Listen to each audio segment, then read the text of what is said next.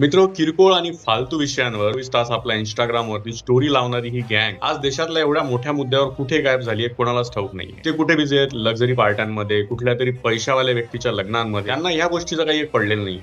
आणि यांना मोठे करणारे तुम्ही आम्हीच आहोत. त्यामुळे यांना दोष देऊन काहीच उपयोग नाही. दोष हा तुमचा आमचा आहे. जवळपास 13 ते 14 दिवसापासून सोनम वांगचुक जंतर मंतरवरती हंगर स्ट्राईकवरती आहेत. असे काही इन्फ्लुएन्सर्स आहेत ज्यांना अजूनही खरंच आपण जे म्हणतो ना स्पाईन, तो स्पाईन आहे त्यांच्यात, ज्यांनी या मुद्द्यावर आवाज उचललाय, त्यांना सपोर्ट दिलाय. ज्या माणसाने देशाच्या जवानांसाठी -डिग्रीमध्ये सोलर टेंट उभारले, लडाखचं पाणी वाचवण्यासाठी ज्यांनी आईस स्तूप उभं केलं, त्या लोकांचं कर्तृत्व विचारता येते.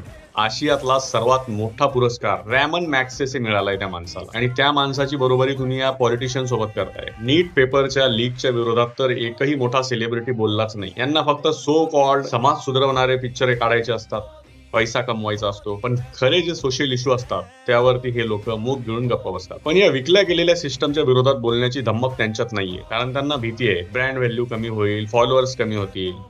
पण आपल्याला कशाचीच भीती नाहीये. त्यामुळे आवाज उठवा आणि बोला, कारण आज जर तुम्ही गप्प बसलात तर उद्या तुमच्या मुलांचं भविष्य सुद्धा धोक्यात येऊ शकतं. आणि यानंतर असंही होऊ शकतं की तुमचा आमचा आवाज दाबला जाऊ शकतो. त्यामुळे तुमच्यात जर स्पाईन असेल, रीढची हड्डी असेल, तर आवाज उठवा. Wake up India and support the right cause. जय हिंद. सुनते हो ना विनोद।